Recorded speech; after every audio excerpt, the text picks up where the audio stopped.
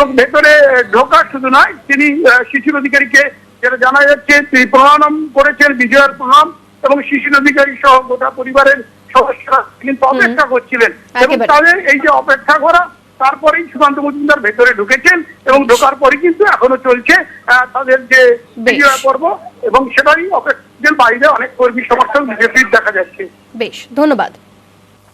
এবার লক্ষ্মী পূজায় শুভেন্দুর বাড়িতে সুকান্ত, এই নিয়ে কুণাল ঘোষ তিনি ঠিক কি বলছেন শুনুন।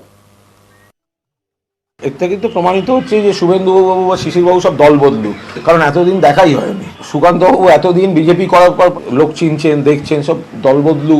শুধু সুকান্তবাবু মনে রেখে দিন, যাকে এত কথা বলছেন সেই শিশির অধিকারী জীবনে প্রথম কেন্দ্রীয় মন্ত্রী হয়েছেন, একবারই হয়েছেন মমতা ব্যানার্জির দয়ায়। শুভেন্দু অধিকারী সাংসদ হয়েছেন মমতা ব্যানার্জির দয়ায়। তৃণমূল কংগ্রেসের কর্মীদের আবেগ, শহীদদের আত্মত্যাগ এবং মমতা বন্দ্যোপাধ্যায়ের লড়াই, সেইটাকে ব্যবহার করে সেই প্রতীকে যারা জিতেছেন, বিজেপির মঞ্চে বসে আছেন, সেই প্রতীকটায় ছাড়তে পারছেন না।